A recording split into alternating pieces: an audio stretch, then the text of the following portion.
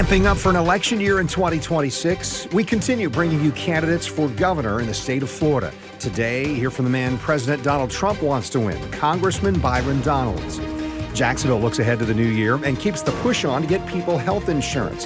The Get Covered Jax campaign and what Mayor Donna Deegan expects in year 3 of the program. Plus, Republicans don't like the Affordable Care Act. Is there a way to remake it or replace it? Senator Rick Scott calls his plan a winning formula, even as members of Congress debate the future of health care costs. On This Week in Jacksonville. Congressman Byron Donalds running for governor in Florida, and in his campaign, he's been talking about how he plans to lead all Floridians, how he'll balance President Trump's endorsement and tackle key issues like property insurance, education, and the economy. I spoke with him this week while he was in Washington. Florida is the best state in America. We want it to stay that way, but we also want to prepare Florida for the next generation of growth. Governor DeSantis has done a tremendous job. Everybody knows that. But now we have to continue to do all the heavy lifting on making sure Florida is affordable for the people of our state. We want to continue to expand the state's economy. We want high-paying jobs here in Florida. Also, we want to make sure that we're going through and making our government far more efficient. This is something where going through and really modernizing internal governmental operations is going to be critical for things like building homes. Like if you think about it, in our state, in a lot of areas, it takes a year, 2 years, sometimes longer just to put a shovel in the ground.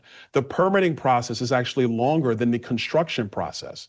And so if you're going to lower the cost of housing, you have to make the ability to build that housing more efficient. Government has a responsibility to be efficient with the people's time and the people's money. When it comes to Everglades restoration, we're going to continue to finish that job. We're committed to that. But overall, it's about Florida continuing to be the best state in America. That's why I'm running for governor. Elected to Congress there in 2020, and many people are talking about you've got President Trump's endorsement in your run for governor. If you're elected, how would you balance being President Trump's ally with the need to lead all Floridians, whether they support the president or not? Well, listen, the president and I have a great relationship. And I think one of the things that Floridians should definitely understand is being able to pick up the phone and call the president at any given time really helps Florida. And having that relationship is critical. But then if you take things like, let's say, the AI moratorium that people do want up here in Washington, D.C., that's something I'm opposed to. Just because I have a disagreement on a policy matter doesn't mean that I don't support the president. And so there have been some opportunities where there's been disagreements. We try to find a way to come to a resolution on that. But if you're going to ask me, do we have the right man in the White House? 100% we do. It's about making sure America continues to be the best nation in the world. There's a lot of work that's got to be done to clean up the mess from the last 4 years.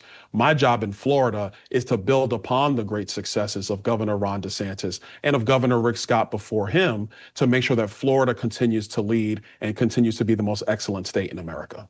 Well, let's go there. You praised Governor DeSantis and Rick Scott before him. You said you want to build on, I guess, the wins for the last couple of administrations in the state of Florida. Where would you break from that approach? And I guess what would you do differently in Tallahassee if you're elected? Well, I mean, honestly, there's not really a lot of, in terms of breaking from what the governor has done the last 8 years. I campaigned for Ron DeSantis in 2018, campaigned again for him in 2022. When I was in the state house, his first term as governor, I voted for the things that Ron DeSantis wanted to do. So we don't really disagree when it comes to philosophy and policy. It's about taking the work that has been done and continuing to elevate the state. I'll give you an example. The governor, during his time, he has accelerated road projects with the Florida Department of Transportation addressing the infrastructure needs that Florida has, because a lot of people move to Florida, obviously, post-COVID-19. So what we're going to do is continue that work and find new ways to be even more efficient with how we bond these projects, how we get these projects built at scale. Again, part of this goes back to permitting and internal governmental efficiencies so we can bring these projects online faster. It's not about a break, because what we've done in our state, we have built really the best state in America on conservative policy. And that conservative policy, free markets, low regulation, safety in our streets, backing law enforcement, those have been the bedrocks of Florida's success. We're not changing that. We're going to take all of that success and we're going to build upon it, and we're going to make our state better than it's ever been.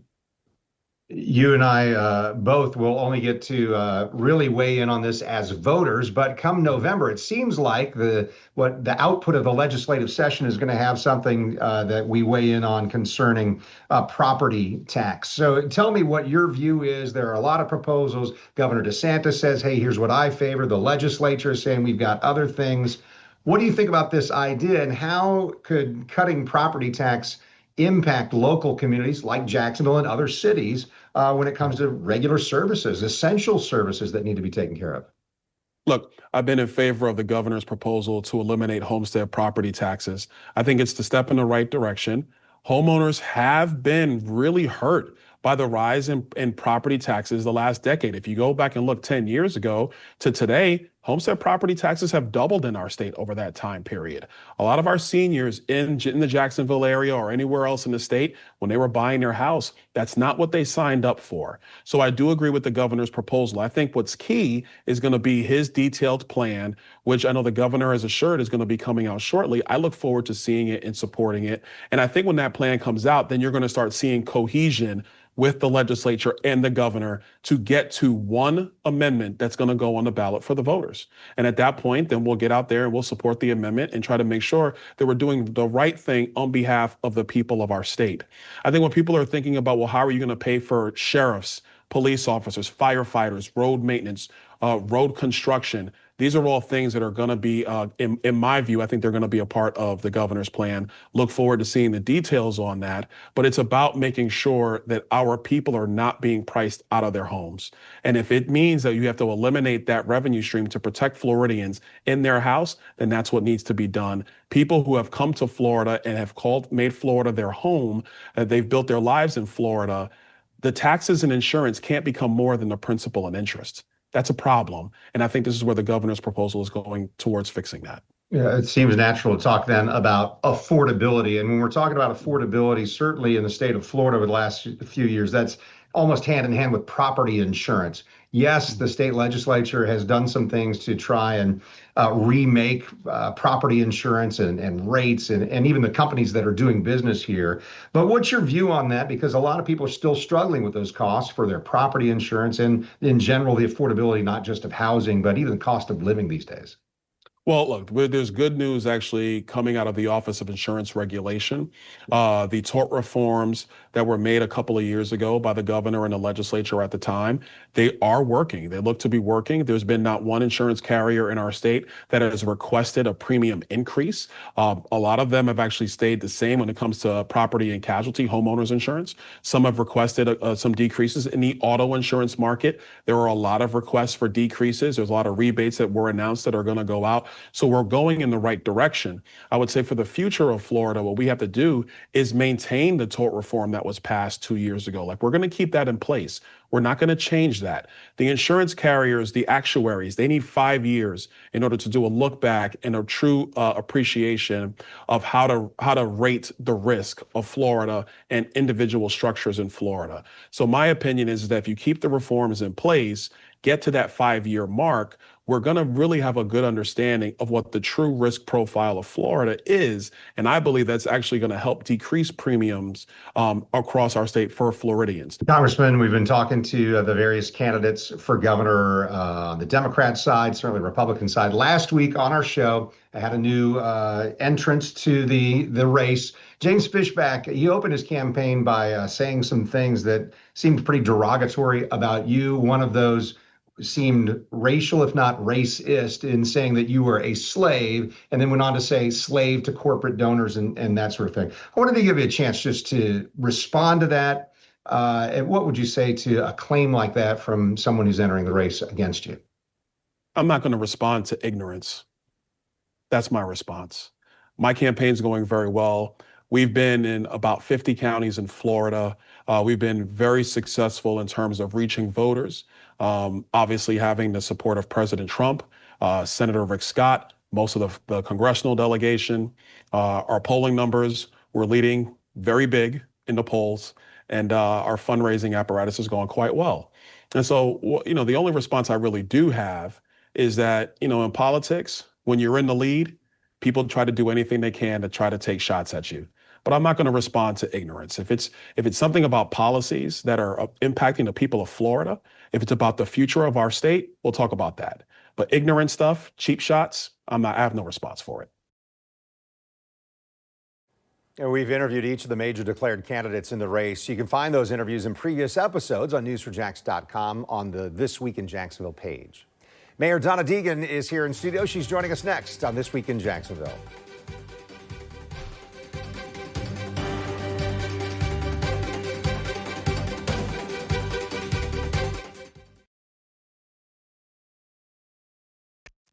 You're watching This Week in Jacksonville with Kent Justice.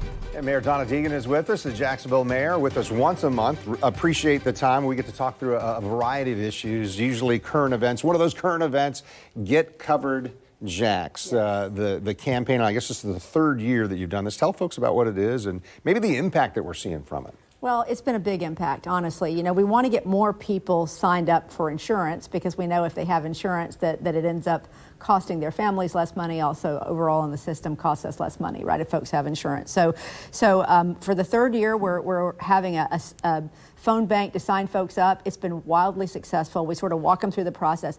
You know, sometimes just having a navigator that can help you, it can seem confusing. And as I always say, a confused mind says no. And so if you look at something and you go, you know what, I don't even want to deal with that, right? So we help people get through the sign up process. And so over the past 3 years, we have seen a 69% increase in people who have signed up for the marketplace, which is huge for us. And most of that has been in those underserved areas where we've had a lot of uninsured folks. So an increase of 34% in terms of how many people are insured. So it's been really wildly successful. People have until December 15th, which is just next week, to get signed up for next year. So we hope everybody will take advantage of the opportunity. They can go to jacksonville.gov/Get Covered Jax if they don't have time to utilize the phone bank this afternoon. But we really just want to make sure that we get a healthier community, and that's the whole idea behind this. Yeah. So. Do you anticipate questions from people or more confusion because of that stuff that's going on the federal side where these subsidies in the marketplace are being debated? There's a great deal of confusion right now, which is one of the reasons we felt it was really important to continue that this year. And I think that what people need to know is right now you need to get signed up if you're going to be covered for next year. We'll let the lawmakers in Washington figure out the rest of it, but if you don't get signed up, then you can't have coverage, whatever they decide to do with those. And our navigators will have the current lay of the land. So they'll be able to lead people toward the policies that they can afford and the ones that they can, utilize. So I hope everybody will make sure they do that before next week. So coming up here in January, the annual 60-day legislative session, state lawmakers getting together. And what we're hearing, both from the governor's office and now the Senate and the House, various proposals about property tax reductions, various things there. The big concern we hear is, but if you strip away homestead property taxes on the municipal side, how are local governments going to pay for some essential services? What are you hearing about that, and how would that affect us here in Duval County and Jacksonville? Well, it would affect us dramatically, and my big concern about that, Kent, is that we have not heard in any way, shape, or form how that would work. Everybody loves the idea of lower taxes, but as we tried to educate people during our town halls as we were going through budget, for most people need to understand that those taxes pay for their services. Our property taxes right now don't even fully pay for police and fire alone. Don't even mention the rest of the services that people count on a regular basis. So we're just trying to make sure everybody knows what those impacts would be. At the end of the day, I'd love to see what the plan is before they give something to the voters to say, hey, let's eliminate this major source of funding for city governments. That's why you've seen police and fire come out against this sort of thing. Even on the state level, they're not happy about these discussions. And at the end of the day, I think what you're probably going to end up seeing, and of course I don't have a crystal ball with Tallahassee, nobody ever does, but I think you'll probably see some iteration of property tax realignment. I don't know if you're actually going to see a complete erasure of property taxes, because I don't know that anybody's come up with a great solution for that. The only thing I've heard so far is that they would consider increasing sales tax, But then what happens when you have a downturn in the economy and you're taking in far less sales tax? You still have police and fire and all the other services to provide for. So I'm hoping they're taking all of that into consideration. I'm sure they're going to get an earful from city governments. Well, you and I probably had the different professors in economics way back when, but they said the same thing. There's no such thing as a free lunch. The services have to be paid for somehow, and right now, so much of that comes from property tax. I want to make sure we get time to talk about, you said police and fire, and it has me thinking about, well, city employees.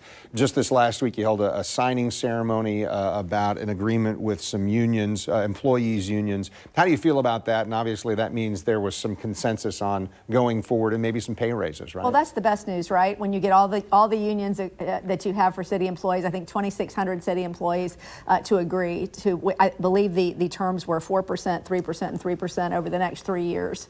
And they were very appreciative of that. They understand we're in tough times, but they were very appreciative of that. And I really give our team a great deal of credit for getting all that done. But it's good to have that behind us. We obviously want to have a balance between we're sort of in interesting fiscal times, right? But at the same time, we want to be able to retain our city employees and make sure they have a good quality of life. So I think we struck a good balance there.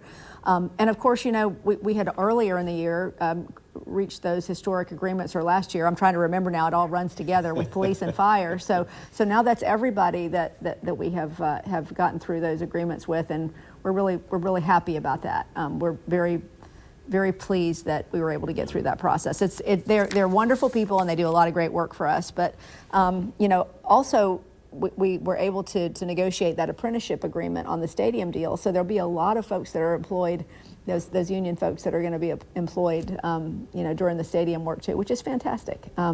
We're really proud of that. Some of the bonus, if you will, to that whole stadium agreement was, hey, it's not just we're going to have a new stadium. There are all these other things that happen, including some of those jobs that we talked about, and I love the apprenticeship. Yeah. So we haven't talked about when, but I know we're hoping that you'll come back in January. Of when you course do I'll that, come and back now in we're into January. 2026, I want to hear about, at that point, I want to hear about some of your goals for the new year. And things that we can be excited about heading into 26 in Jacksonville. I look very much forward to it. Thank you very much. Thanks for the time Ken. today. Appreciate it. All right, stay with us. Senator Rick Scott talks healthcare reform, why he says Obamacare failed, how his new bill puts you in control of your health spending, and what it could mean for insurance costs. That's his perspective, and that's next on This Week in Jacksonville.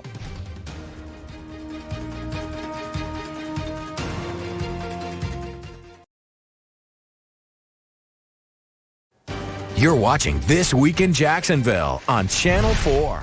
It appears millions of Americans will face a steep rise in health insurance costs as the start of the new year. That's when the COVID-19 era subsidies for the Affordable Care Act are set to expire. This week, the U.S. Senate rejected 2 proposals related to health care costs. The Democratic bill would have extended ACA tax credits for another 3 years. The Republican proposal would have created new health savings accounts, but neither got the votes it needed to move forward.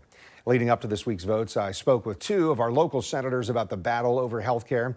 Florida Senator Rick Scott introduced his plan to replace Obamacare with a focus on affordability and personal control through health savings accounts. Georgia Senator Jon Ossoff, though, warned that cutting subsidies could hurt middle-income families. Here's where they stand.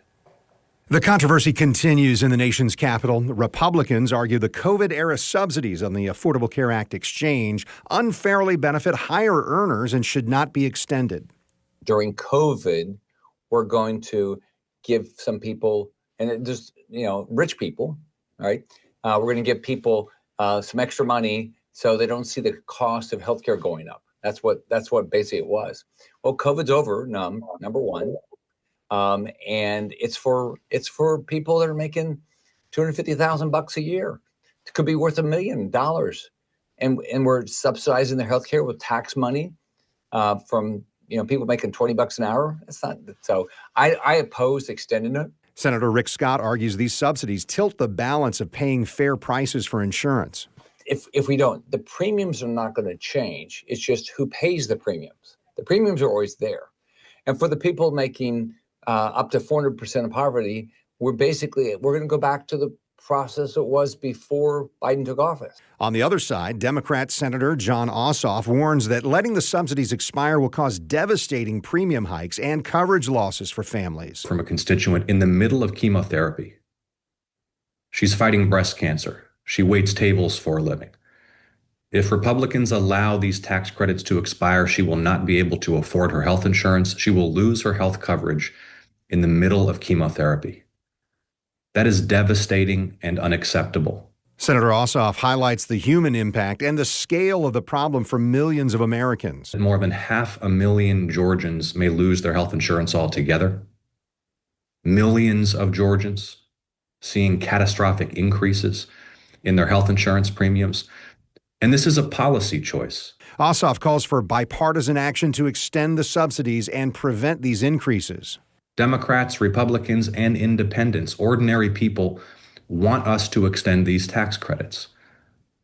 So let's put the partisan politics aside. As we enter the holiday season, let's unite, Democrats and Republicans, and do what's right. All right, Chris Hand will be with us next week. And among other topics, we're going to expand the new budget proposal. We'll examine it, that is, the new budget proposal from Florida Governor Ron DeSantis. I'm Kent Justice. Thanks for watching on air on Channel 4 and the CW17. And, of course, you can find us online, news4jax.com, our YouTube channel, and we're streaming on News4Jax Plus. And don't forget to check out this episode of our podcast, This Week in Jacksonville Business Edition. Local robotics leader and author Matthew Chang, he looks at risk and why he believes it's biblical. You can find new episodes every Thursday at 9 a.m. You'll find it right now on News4Jax Plus under the channel This Week in Jacksonville.